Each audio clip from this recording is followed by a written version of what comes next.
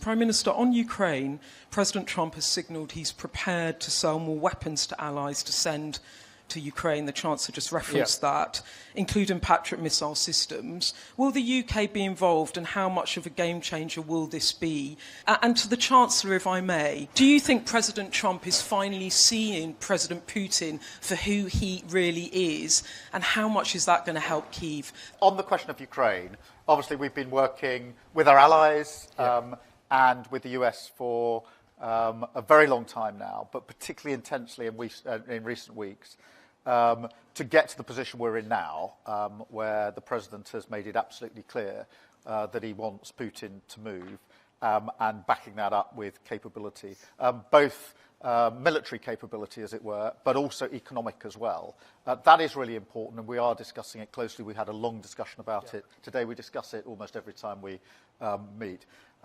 And we are working together on that. Last week, of course, we had the Coalition of the Willing meeting, where we had US representation there, particularly on the question of sanctions. So we are working hard with the US on this. And I think this shows the strength of Germany, France and the UK working so closely together with other allies in Europe, but also working very closely with the US. Let me respond to the question regarding Ukraine first. I'm very grateful indeed that President Trump once again expressed his readiness in the past few days to continue to assist Ukraine by providing weapons. Over the last few days, we reached an agreement making sure that from the European continent new Patriot systems would be supplied to Ukraine, and that these will then be replaced by the United States, because we too have to preserve and maintain our defense capabilities. So I take it that the defense ministers will be reaching arrangements as to the logistic side of things these hours as we stand here, so as to make good on what the President of the United States promised. Hello, ladies and gentlemen, and welcome again to Syriana Analysis. I'm your host, Kevork Almassian. Thank you very much for tuning in to our weekly show, Cold War 2.0, with our dear friend Tarik Cyril Amar. Today is the 14th episode with him. How are you doing, my friend? I'm fine. How are you, Kevork? I'm doing fine, but every week I ask you the same question, and then we start laughing at the beginning that it seems the world is going mad. And this time the upheavals, the geopolitical upheavals are not only hitting the Middle East, the Caucasus, Ukraine, things are getting hot again, unfortunately. And we're trying, guys, here to create a healthy environment for learning and to understand what is going on. And also, if it is possible, to take an action to curb this type of wars and at least to stop the escalation. It seems that Ukraine is going to become again a hotspot again after some months and hopes and wishes and sweet words from the Trump side that he is going to solve the situation in a matter of 24 hours. And he's been in power for months and months and months, and this conflict has not yet been solved. In the contrary, it seems this is moving to the worst direction ever. Guys, thank you so much for tuning in. Those who are watching us on YouTube, on Rumble, on Ganjin World, and special thanks to our dear friend Red Access, who is moderating the live chat in a perfect manner. Tarik, it seems that there is a consensus among Western politicians, among the Western mainstream press, that there is a serious escalation and a dramatic shift in the American foreign policy toward Russia, Ukraine, or the Ukraine war. You published an article this week on July the 15th. The article says on Russia, it is a Trump turn again.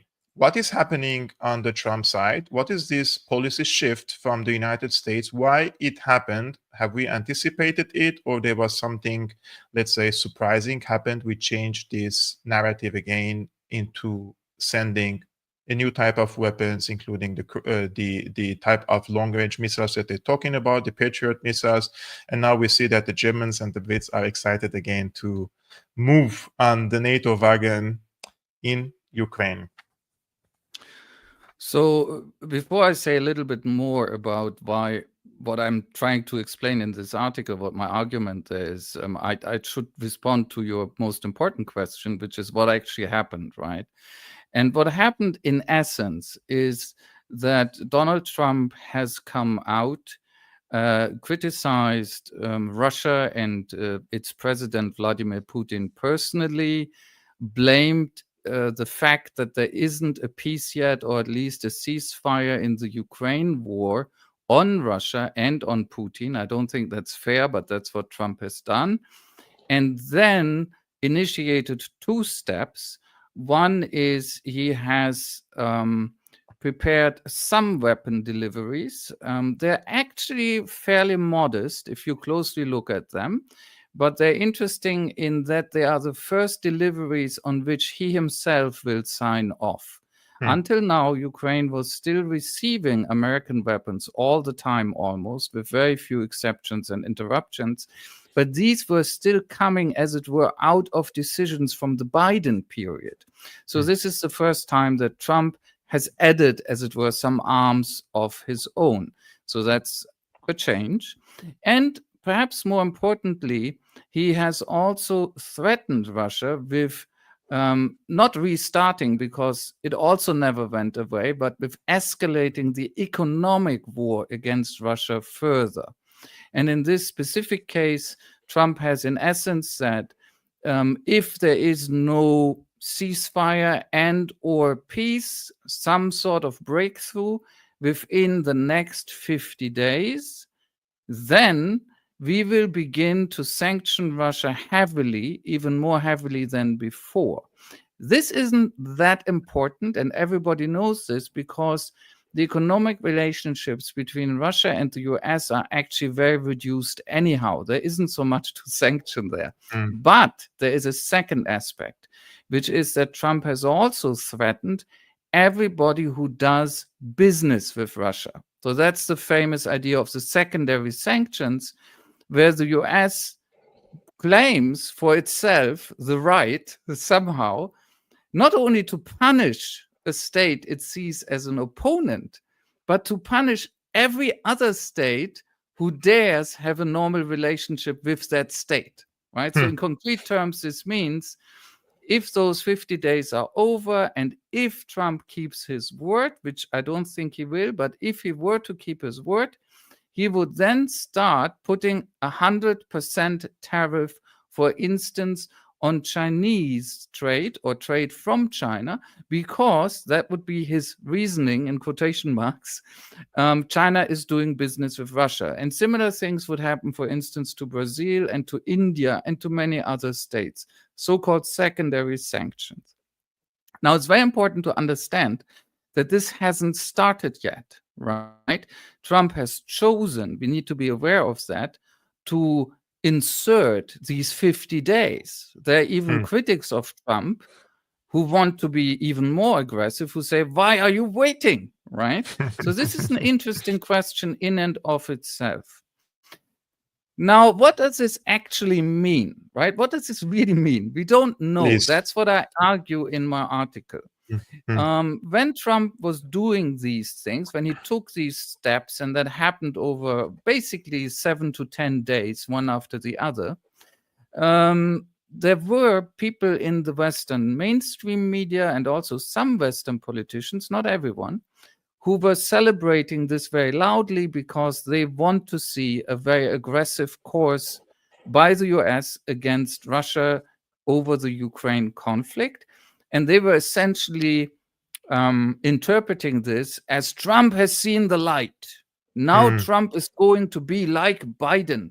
Trump has finally understood what he needs to do, which is be very, very aggressive and not seek a compromise with the Russians. I think these people are premature. They may turn out right. They may turn out right. I don't know this. But I think at this point, we really still don't know this.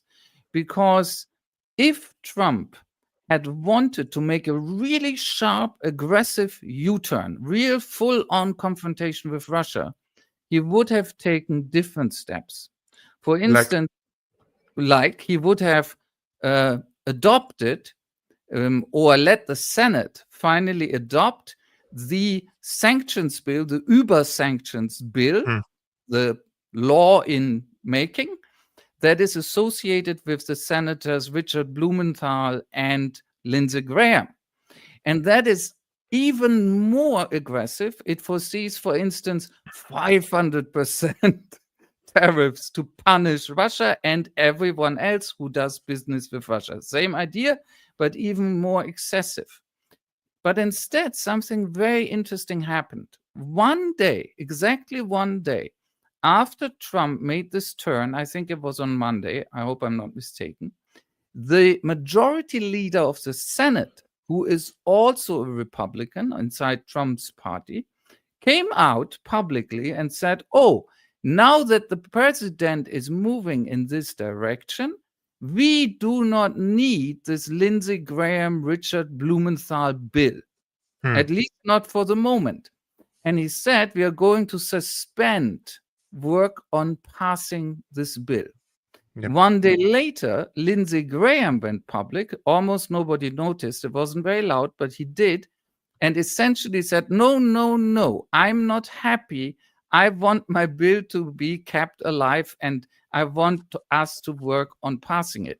To me, that's a signal that Lindsey Graham understood something, namely that, strange as it sounds, but one aspect of Trump's turn against Russia is that he has prevented the even more radical turn that people like Graham and Blumenthal wanted to see, right? This is what the story means to me.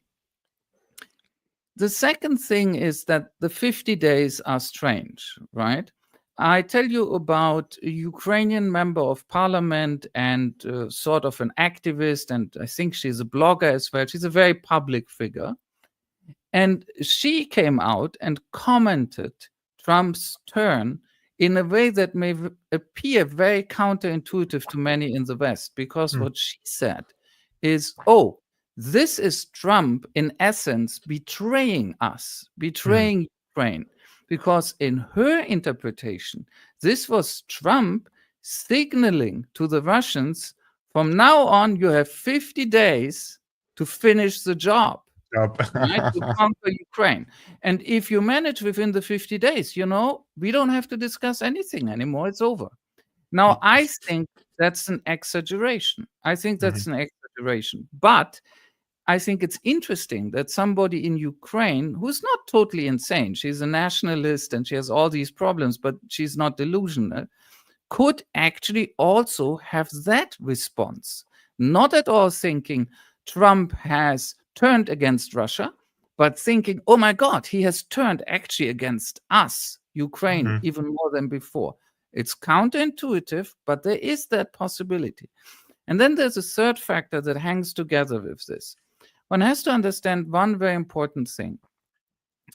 Even if Trump has, to an extent, for now, turned against Russia, and I think he has, the question is the extent and the persistence of this. Even if he has, to some extent, now turned against Russia, he has not turned in favor of Ukraine. This is a very different issue. And there are clear signs, and some people pick up on this and write about this, that Trump has not changed his opinion about Ukraine. He's making, he's making nice with them. He's making nice with Zelensky. And the Ukrainians are essentially restructuring the whole government right now to curry favor with the US. These things are going on, but it doesn't mean that Trump respects Ukraine anymore. It doesn't mean he respects Zelensky. I'm sure he doesn't. And it doesn't mean that he thinks Ukraine can win. And so here's my last point. I think whatever Trump is doing now, and we can't quite tell, this has to be seen in the bigger context of Trump and the US Europeanizing the war. This is part of the strategy of handing this over to the Europeans and letting them incur even more losses while the US is slowly getting out of this. I think this is what's ultimately behind this. I think this last explanation is the closest to the reality, Tarik. This is in my humble opinion. However, I think the factor 2 or the factor 3, which you said about the woman, the nationalist woman in Ukraine, who said that this is Trump turning against us, and he's now giving 50 days for Putin to finish the job. This could be, I don't know, Yeah, this could it could be. be. It could be also understood from some of the posts made by Alexander Dugin, because he keeps posting shit posts all the time on X, and one of which these posts, he said clearly, like, thank you so much, Donald Trump, you gave us 50 more days to finish the job, but that's not enough. We need more months to finish the job. And I was like, what is this guy is doing? Basically, he's literally giving a free carrots to the enemies of Russia to use this type of rhetoric against Russia itself. Now, people who believe that Dugin represents the brain of Putin, whether it's in Ukraine or outside of Ukraine, because they killed his daughter thinking that he's one of the brains of Putin, right? Yes. So accordingly, I think there are so many people also in Russia itself. There are loud noises in this conflict, which they are giving this false interpretation of why Trump has given 50 days for this conflict to be solved, between quotations. But when I'm listening to you, Tarik, I come to the conclusion also that most of the tools or the weapons Trump has on his hands, the direct weapons, are economic. He doesn't have much of military, let's say, means to persuade or exert pressure on Putin or on Russia to de-escalate from the Russian side. It seems that, as you mentioned, he's giving this burden more and more to the Europeans, and he's going to resort more into the economic warfare rather than the military warfare. If I may, let me say one thing about Dugin. Dugin is by no means stupid. He's a very intelligent man. He has some very peculiar views, but it's silly to simply dismiss him. He's a smart guy. I think my impression of Dugin is that when Trump started reopening dialogue with Russia early this year, Dugin reacted enthusiastically. And to me, it seems that Dugin, whether he means it or not, maybe there's some sort of tactic behind this, but in his public displays, Dugin has been, I think, far too optimistic about what Trump means in general. I'm just putting this out there. I don't really know what's behind this. The other thing is, there have, of course, been other Russian reactions, right? Very importantly, for instance, Lavrov, the Russian foreign minister, gave a press conference, I think, again, a day after Trump made this announcement about the 50 days and all that.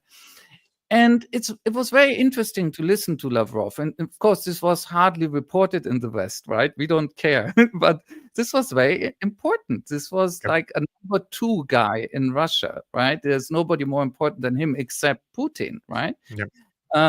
Speaking directly about how the leadership in Russia sees this coming from Trump.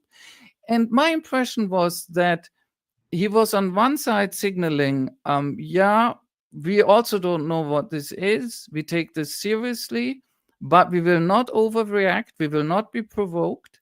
And also, we don't know what Trump will actually do. You know, he pointed out Trump has had self-imposed deadlines before, the famous 24 hours, then 100 days, now it's 50 days. And Lavrov really signaled, well, we don't know, right? You know what? Who knows? But he also said something else, which is, remember the old Russian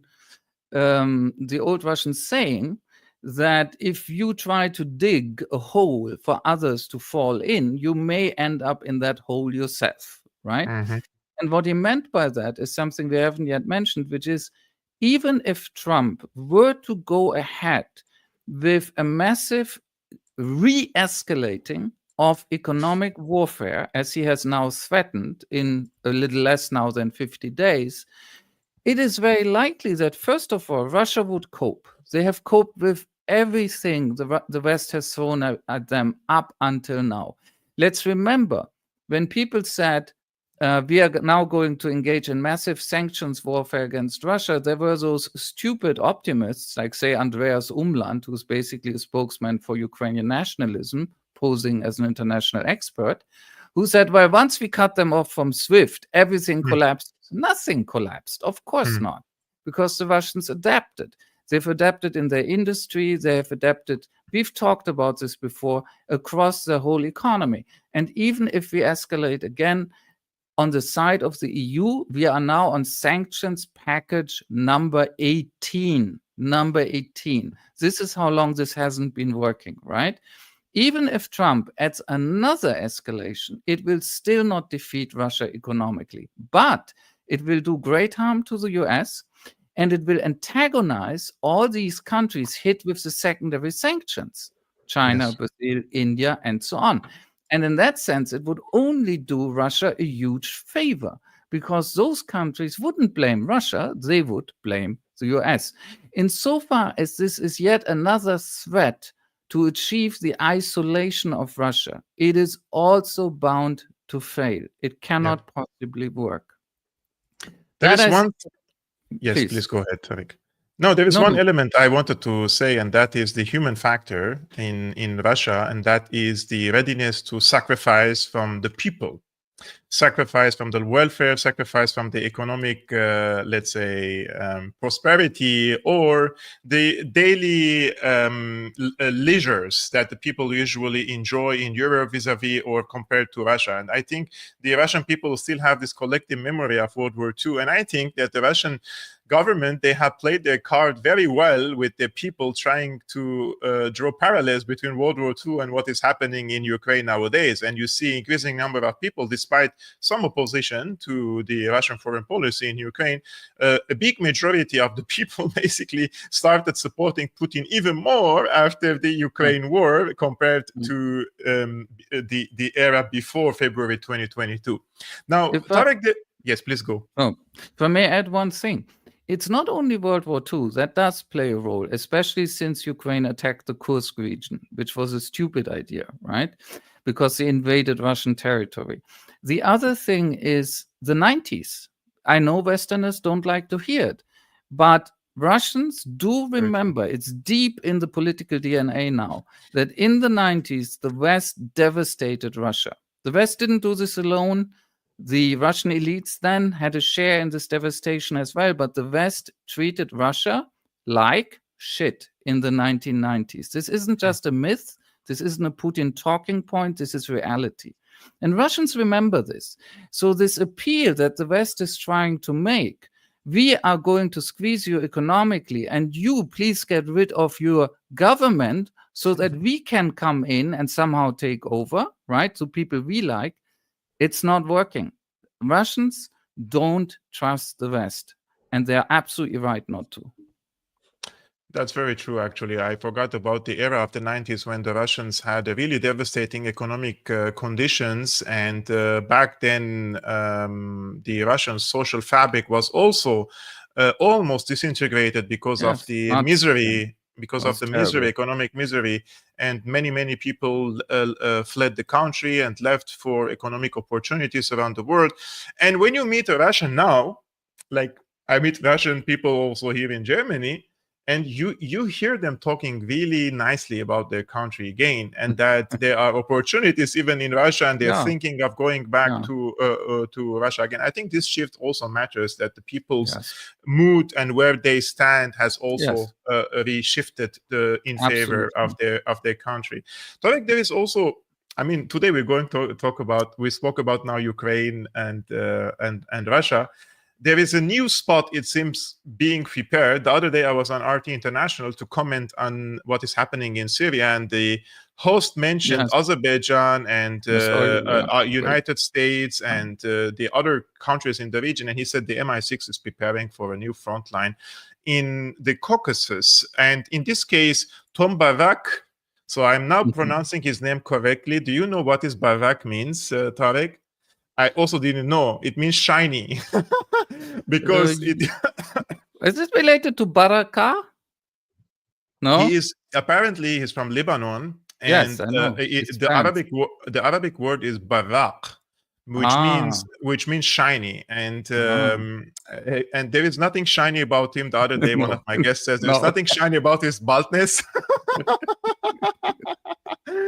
and he says that the United States proposed a 100-year lease to control the so-called Zangezur corridor and advance Armenia-Azerbaijan peace process. He says the United States has proposed managing the disputed transport corridor between Armenia and Azerbaijan, aiming to facilitate the peace process. Speaking at a press briefing in New York on July 11th, U.S. Ambassador to Turkey Tom Barak revealed that Washington is offering to take control of the 32-kilometer route known as the Zangezur corridor to Azerbaijan under a 100-year lease.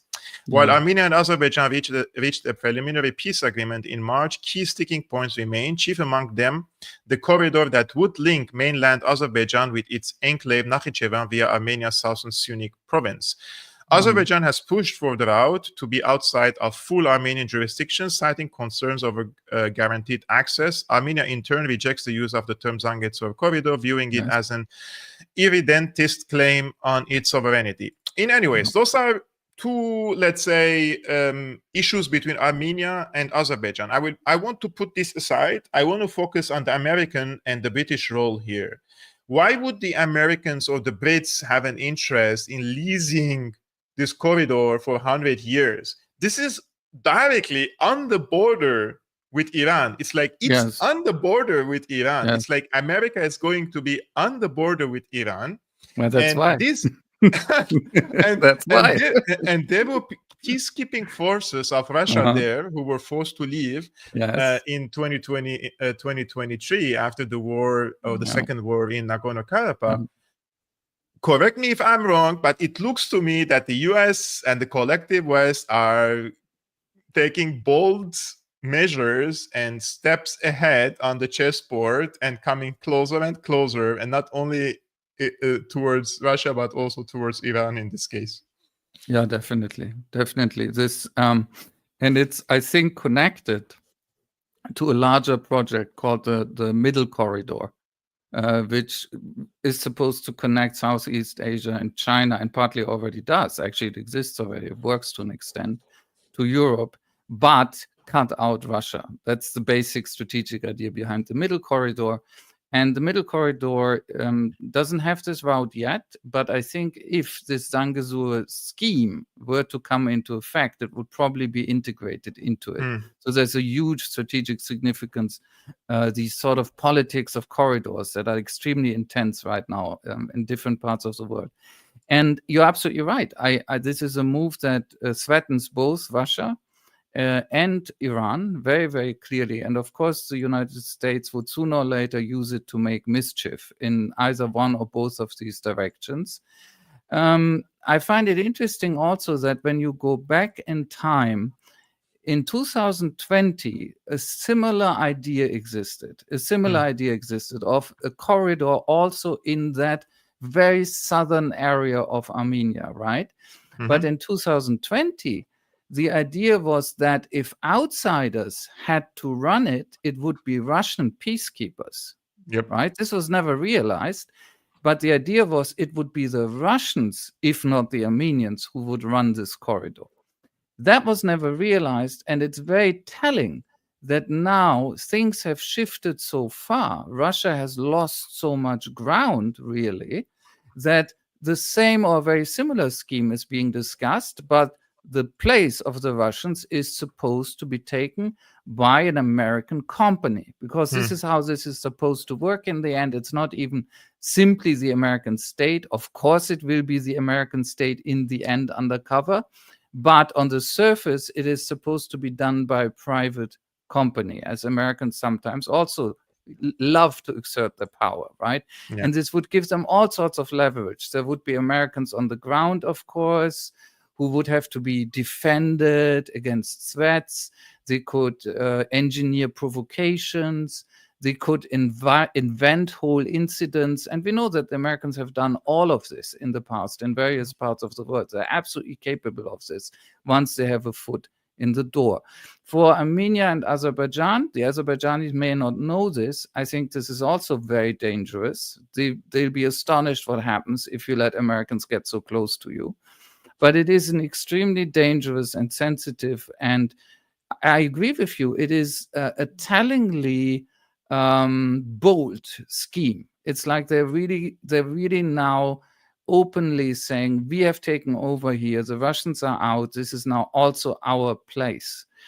And, to come back for a moment to what is happening in Ukraine, there's one thing I didn't mention, which is, look, the one scenario that also will work very well for the Americans, and not only for Trump, is that the Ukraine war simply continues, that they make the Europeans give the Ukrainians enough weapons so that Ukrainians, while they're bleeding out, while they hardly have people anymore, somehow can keep Russia fighting, right? Yep.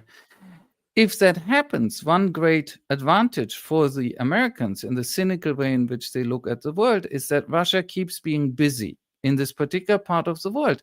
And Russia has already suffered serious setbacks because being busy. And one was in Armenia, very much, where Russia basically didn't have anything to do anymore. And the other one was, of course, in Syria. There is a real price geopolitically to the fact that Russia has to concentrate so many resources on Ukraine for now. And in a way, this is a point that I think Brian Balatic recently made in an interview, and I think he's right. One option, at least for the Americans, is just to keep the war going, to keep Russia busy and to absorb Russian capacities and energy. And that then has ripple-on effects into all these other places where they can push back against the Russians and push them out. And in that's why I'm mentioning this now. This Dangazur scheme, which Tom Barak has now come out with, is very much of the same order. That's that sort of thing. Go into an area where the Russians, Armenia used to be aligned with Russia. Go into an area where the Russians until recently had interests and presence and influence and take it over. And this was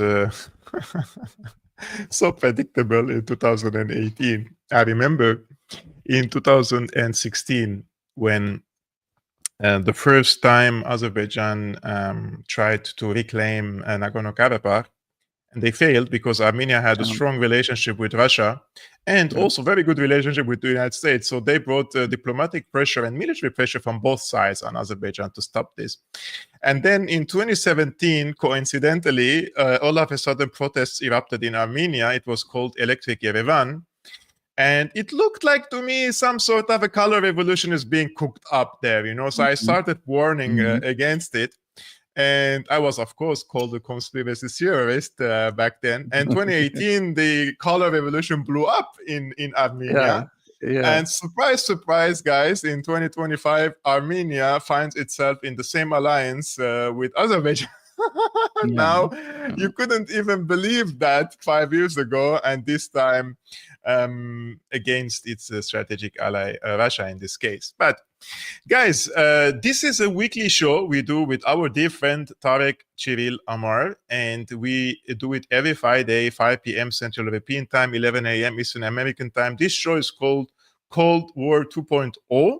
And this link scrolling on the screen is the Substack of Tarik, where he posts regularly his opinion articles and commentaries and also interacts. It seems he's also posting posts, not only articles. Recently, I saw him also posting posts there. And at the beginning of this conversation, we discussed one of his articles he published recently about Ukraine. This is the account, substack.com/@Tarik Cyril Amar. You can simply also type on Substack Tarik Cyril Amar and you will find it, or you can find in the description below. The link is attached there. Now we're going to discuss a second article that he published this week, again, the humanitarianism from hell, and Tarik is arguing how Israel and the West and its Western co-perpetrators are weaponizing humanitarian aid for genocide and ethnic cleansing. If you could update us, Tarik, what is happening in Gaza? How are they weaponizing the humanitarian aid? And how this humanitarian aid is being weaponized to commit a genocide and ethnic cleansing, as you argued? Yeah, Let me put it like this. They have entered another stage. The first stage in which Israel and also the West weaponized humanitarian aid in Gaza was, so to speak, relatively simple. It was horrific, it was evil, but it was simple in its concept. And that was cut it off, right? So that was the stage when they destroyed UNRWA and its distribution. UNRWA, of course, is the United Nations system for bringing aid into Gaza, which was by far the most efficient and the most important one. Nothing beats UNRWA.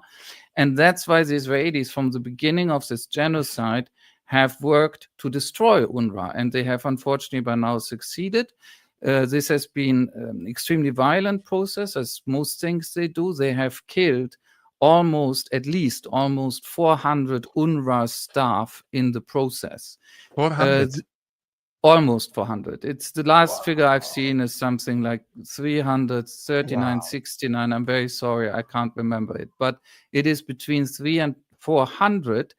The UN has, of course, never officially acknowledged that this was Israel. They have always acknowledged that their people are dying because they can't deny that. But the UN has always been too cowardly to come out and say, well, the reason they're dying is that Israel is killing them. But everybody who is not an idiot knows this, obviously. This is Israel, and it's part of its starvation strategy, right? This Gaza genocide from the very beginning, and they were very clear about it, they were explicit about it from the beginning, from 2023 on, was also conducted by starvation, right? Blockade and starvation. And if you have UNRWA in the place, still able to give people some food, that's in your way if you want to commit a genocide by starvation. So they destroyed UNRWA. Now, that was the first stage. That's already over, and they've unfortunately succeeded. Now they're in the second stage. And the second stage is more complex and totally perverse, because what they're doing now is they're appropriating the idea, the logic, or not the logic, the language, the terminology of humanitarian aid to make that then part of the genocide. I know how insane this is, but we are talking about Israel, so it's real. So, and there are two main directions in which they have done this. One is they have, of course, together with the Americans, built this thing, the Gaza Humanitarian Foundation. And that is essentially a number of death traps. The last figure I have seen was 4. Maybe there's 5 by now or 3, but it's not even a lot of places, which is also important because it means those poor Palestinians who are already starving have to walk for miles and miles and miles to even reach one. So there's this handful, or not even a handful, of so-called aid distribution sites. And at these sites, these starving people are systematically mistreated horrifically, and they're also being systematically killed. When I wrote the article, the most up-to-date number of those killed, not wounded, killed was 798, killed over 6 weeks at or near these so-called humanitarian distribution sites by both Israeli troops and the Western mercenaries who work directly for the so-called Gaza Humanitarian Foundation. Today I was listening to the radio, it's a few days later, and the figure was, I think, already 900. The killing is constant. They're using very meager allotments of food. The parcels that people get are also really shitty, right? Very meager little allotments of food to drive people into these traps where they mistreat and massacre them, right? We are approaching 1,000 dead people in 7 weeks. And then, of course, you have thousands of people who have been injured, sometimes very badly. So that's the Gaza so-called Humanitarian Foundation. And of course, the UN and I think 170 real humanitarian foundations have protested against this, right? But as always with Israel and as always with the US, it doesn't matter anymore. They can do whatever they want. Yeah. So the second way in which they abuse this idea of humanitarianism is that they're planning a vast concentration camp. It really is that. It's a concentration camp. And they call it a humanitarian city. And the plan, in essence, is to set up this camp on the ruins of Rafah. Rafah is, of course, a city that at the beginning of this genocide, remember perhaps under Biden still, the Americans were making this sort of kabuki theater, right? This shadow play, pretending they were telling the Israelis not to destroy Rafah. They were pretending going into Rafah was a red line because too densely settled and so on. And of course, the Israelis completely destroyed Rafah. It's a desert now. It's a heap of ruins, flattened out. And on these ruins, they now suggest to build what they call a humanitarian city, but what is a huge concentration camp.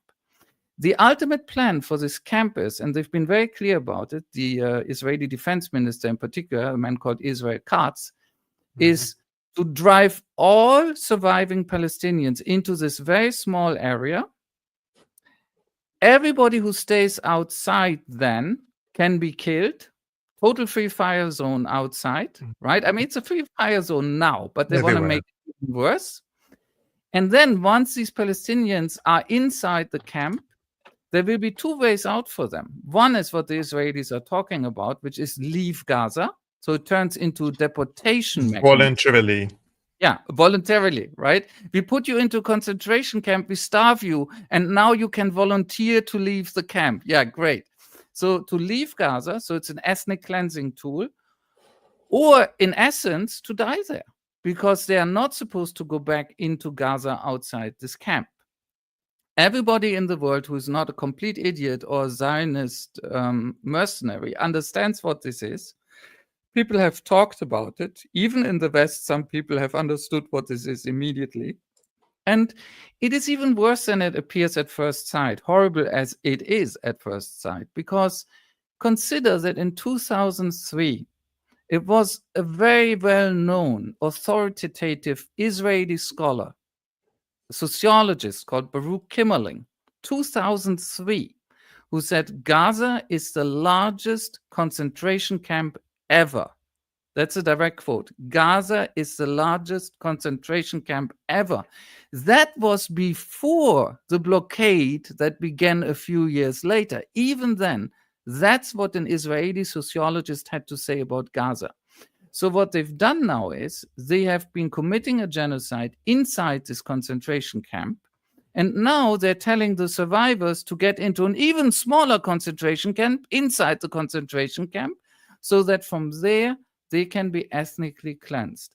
Let me make one last point, which is, this is of course proof for something that people like Kevork, me, many other people have known from the beginning, but the Western mainstream media have been lying about, and Western politicians are still lying about, which is that this whole so-called war was always about ethnic cleansing. It was never about self-defense. It was never about the hostages. It was always about ethnically cleansing Gaza by committing a genocide to put enough pressure on the survivors to expel them. It has always been about this from the beginning. And now the Israelis have totally dropped the mask and they're showing it out in the open. And in this scheme, or in the related schemes, Westerners were directly involved. Boston Consulting Group has been involved, a very major Western consultancy akin to McKinsey. People probably know about that one. The Tony Blair Foundation has been involved. And don't forget that all of this has the blessing of the American president, who has long made it clear that he wants Gaza empty of Palestinians so they can do some huge Trumpist development project there. Tarik, when I follow what is happening in Gaza, and unfortunately what is going on in my country, Syria, is also very exhausting for myself. I'm hyper-focused on that, and unfortunately, sometimes I don't have enough time to follow what is going on in Gaza. However, from the patterns which I saw in the past 2 years, let's say in the past 80 years, not only the 2 years, many people in the West do not care if Palestinians are killed. 1,000, 2,000, 3,000, 10,000, 100,000. Yes. But They're if merciless. they only probably talk a little bit when Christians of Palestine are being targeted. For example, this week there was a church was hit and bombed by Israel, and this is a website which is a Catholic website, an Italian Catholic website, says serious attack on the Church of Holy Family in Gaza. This was published on the 17th of July, guys. So yesterday, it says that the Holy Family complex in Gaza, belonging to the Latin Patriarch, was attacked by the Israeli army. At that time, 3 people lost their lives as a result of the injuries suffered, and other 10 were injured, one of them in critical condition and 2 in serious condition. The community's parish priest, Father Gabriele Romanelli, suffered minor injuries. Now, I will show you a tweet. I will read to you the tweet, and then I would like to hear your thoughts. This is Pope Leo. He says, "I am deeply saddened to learn of the loss of life and injury caused by the military attack on the Holy Family Catholic Church in Gaza. I assure the parish community of my spiritual closeness. I commend the souls of the deceased to the loving mercy of Almighty God and pray for their families and the injured. I renew my call for an immediate ceasefire. Only dialogue and reconciliation can ensure enduring peace." As one of the followers say, "Are you not allowed to say the word Israel? Is it forbidden?" Still won't call up the church, still won't call out the perpetrators. Day 71 of Catholic Church held hostage. This is little bit too bizarre for me, that it is very clear that the attack from whose side came. Like, this is deliberate, not to mention the perpetrator, right? Of course. And I don't want to put you into trouble, because I know you also you were born in a Catholic family, right? Am I mistaken? Yes, I was raised as a Roman Catholic. Yes. Yeah, that doesn't mean that everything the Pope says you agree with, but in this case, I found it a little bit bizarre. Yeah, I really found it bizarre that this tweet, I'm reading it over and over and over again, and somebody intentionally wrote it, repeated it. Somebody gave the permission this to be posted. This was intentional, not to mention Israel. Look, what I would add is that it's worse than the previous Pope, Francis, in that Francis came closer to naming things in Gaza. But, and a lot of people have been very angry with me for saying that and writing that before, when Francis died. Francis also failed. Yes. I had a lot of sympathy for him. I liked his sort of generic leftiness as far as it went. But he failed, because it's not true, as people claim again and again, that Francis came out and said this is a genocide. He did not. He never did that. He should have. Francis went so far as to say there are people who say this is a genocide, and we should carefully check whether that's true. That's all he did. He didn't do more than that. So this Pope is even worse. This Pope takes a direct attack on a Christian church and is unable to name the Israelis as the perpetrators, even in this case. Not to mention the fact that he as well does not name the genocide, like his predecessor. He's even farther away from that. And I think what one has to see here, and what is particularly, I think, saddening and also infuriating, is that the church should have learned this lesson in World War II. Pius XII, the Pope during the Holocaust committed by the Germans against mostly European Jews, is infamous among normal people for the fact that he did far too little. For a long time, he was far too friendly with the Germans. Pius XII politically was very right-wing, and he liked authoritarianism, and he disliked democracy.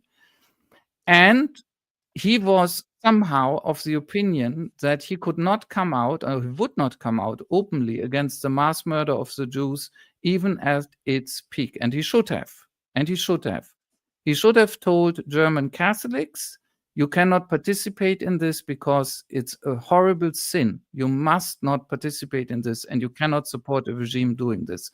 Would that have ended the Holocaust? I doubt it. I doubt it.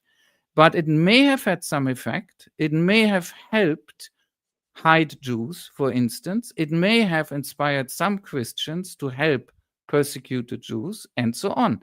And for it had been recorded in history, Tarik. It had been recorded. Exactly. And that's for also the church, it would have made a huge difference, because the church would have ended up with moral consistency. Because if you are taking the Christian message a little seriously, at least, right? If you go back to the founder, Jesus, you cannot possibly not openly criticize and attack a genocide. Of course, you must. You must. That's a moral obligation, right? It's very clear. So the church is failing again. The church is failing again. Like of course, there are differences, but principally, this is very similar to the failure during the Holocaust and World War II. The church is failing again. And ironically, this time, it is Israelis, who are usually Jews, that's just the way it is, and we can say it, who are perpetrating the genocide. But that shouldn't make a difference. A genocide is a genocide. And of course, it should also not make a difference if a given Palestinian is a Christian, which occurs for a minority, or if a given Palestinian is, like most Palestinian, a Muslim. It shouldn't make a difference at all. Because even from the point of view of Christian theology, not to speak of sort of universal ethics, every human being is a child of God. Mm-hmm. Christian theology does not say only the Christians are children of God. It doesn't say that, right? It may often have acted as if, right? I'm aware of the very sinister parts of the history of Christianity. But the theology actually says everyone is a child of God, right? So nobody is allowed to slaughter the children of God, whether they're Muslims or Christians. And the church should long have come out openly against the genocide. It is already far too late. And this Pope is making it even worse than it was before. Before I go to the last question, Tarik, I just want to say a few things. The first thing is, guys, it seems that we have managed somehow to navigate through the suppression on this live streaming, and it really works well. Thank you so much, really, for all the comments and the likes. If you like to support this work, the easy thing to do is just hit the like button while you're watching. It's like you can click it and that's it. And if you want to do more, you can also just leave a comment under it. And if you like to support the independent work I'm doing here, I do 5 streams per week, Monday to Friday. And every Friday we do this joint conversation with Tarik. There are different means in the description below, one of which is Patreon. There are different other means you can support this channel. Finally, Tarik, you're watching what's happening in Syria, and Israel is now bombing Damascus and these peripheries of Sueda against Jolani forces, and some of which state institutions, basically.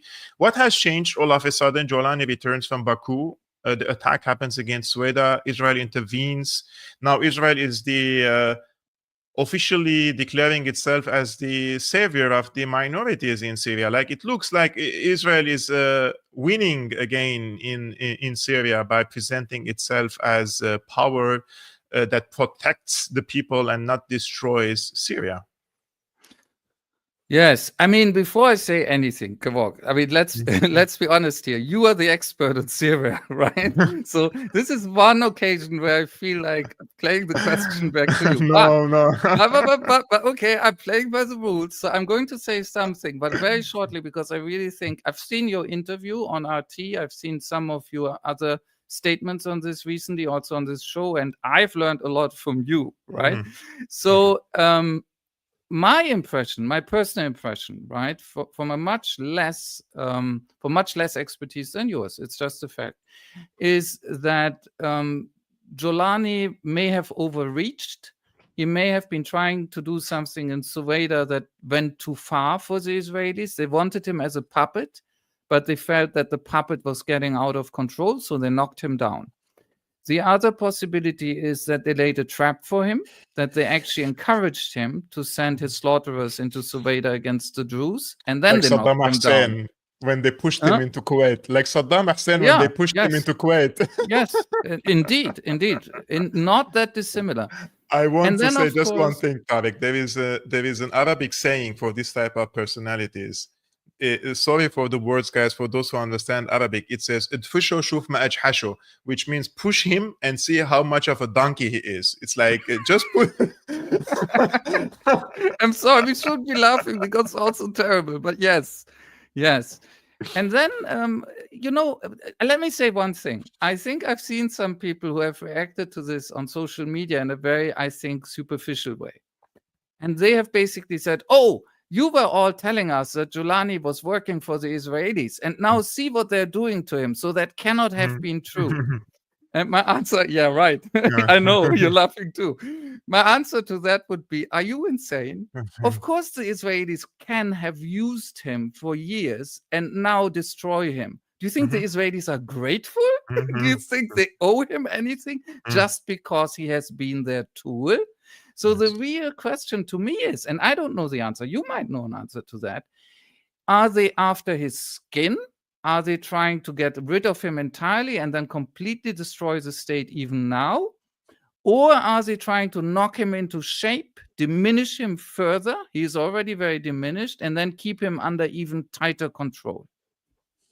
I think they created the security conditions on purpose. They pushed Giuliani into Suwaida. Just one day, like he was in Baku, he met with Israeli officials. He arrives in Damascus. The second day he attacks Suwaida. Israel intervenes. Israel expands in Syria.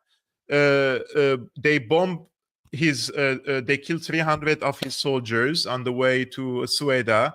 The people of Suwaida start raising the Israeli flag because Israel is now their savior. It's a military component, geopolitical component, and the PR component, right? Now, Israel clearly says that this is their red line, that they want to open a corridor between Golan Heights and Suwaida. And if that happens, the spiritual leader of the Druze in Suwaida says they want to open another corridor between Suwaida to eastern shore of the Euphrates with the Kurds, which means this is the implementation of David's corridor, which the Israeli theorists are saying, right? Yes. And whoever is winning, the Syrians are not one of them. Right? Oh no! Like, Syrians are I'm sorry, not winning but at no. all. Yeah. Syrians are the biggest losers of this war. And let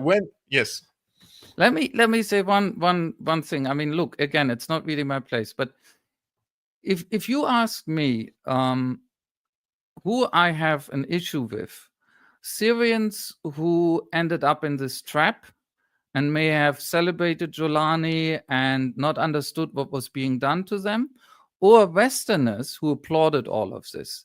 I don't have an issue with the Syrians.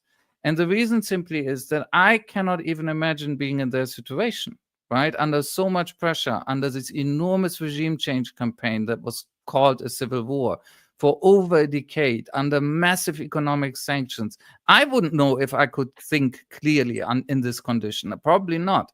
But the people I have a huge issue with is the people, the centrists, the liberals, the feminists, I'll say it, in the West, who celebrated Giuliani taking over and the Syrian state being destroyed, Indeed. and who didn't want to see what was obvious, that this was not liberation, this was the destruction of a sovereign state, yes, with mistakes, but who doesn't, by the US, for Israel, and by Israel. Yeah, it was a controlled demolition of the Syrian state, basically, not the regime. Yes, anyways, not the regime, just the regime. No, the state. The state. Yesterday I said, now 7 months passed to the regime change. I think Syrians got all the answers for their questions. Unfortunately, it is too late. And even if there is a new regime change now, whoever comes next is going to be definitely under the umbrella of the US and Israel. Syria is no longer a sovereign country. Exactly. Whoever is the candidate, the people only want one thing, and that is a non-Takfiri regime, and they want to live. They just want to live. Yes. They push them into maximum desperation that their maximum wish is just to live. Yes. Therefore, whoever comes, they don't mind. But this is all deliberate. It's calculated. It's psychology, and this is what I like. What to say? Hair grown on my tongue, warning people that they're pushing you into this desperation to accept anything. And now, unfortunately, it's a situation that I myself, I live outside of Syria. I'm in a relatively comfortable place and relatively more, let's say, secure place. So I cannot come and say the people what to accept and what not, because there is a gun on their head and the people prefer to live, basically. They just want to be alive. Unfortunate truth. Guys, this was an amazing stream today with our dear friend Tarik Cyril Amar. I would like to thank our supporters of this channel. Alexander says, I feel your pain, Kevork. I followed Syria since 2012, and it's been a disaster. Indeed, it is a beyond disaster, my friend. And thank you so much, Alex, for your support. My heart is broken for your loss of Syria. Yes, all people simply want to live. History will not be kind. History will be very brutal, my friend, believe me, and about what happened in the country. And unfortunately speaking, this generation, my generation, and the generation which came after me, we have paid a very huge price due to this madness in the country. Kevork, thank you so much for your generous support. I like to like the stream. And finally, our friend Freedom and Justice, thank you so much really for this very, very generous support. I truly appreciate it, guys, for all of you who tuned in today's stream, those who watched, those who just liked the stream, left a comment, and engaging in the conversation respectfully. This is the purpose of this stream. And I would like to thank and give a special thanks to our friend Red Access for the moderation. I would like to ask you, Red Access, to send me an email to the Syria. If you go to my Syriana Analysis YouTube channel, there is my email. Send me an email. I would just ask you a question about if you're doing any online business, if you have any business, anything that we can support, because you're coming every day to the streams and managing the live chat. So if there is something we can give back to you, how to say, shed light on something that you're doing to support your work, whether it is virtual, online, or on the ground, I would be happy to do that. So this is the last stream, guys, for this week. The next one is going to be on Monday. Have a great weekend, a peaceful weekend. Peace be upon you, upon your families, and peace be upon you, Tarik. Salam. Bye-bye.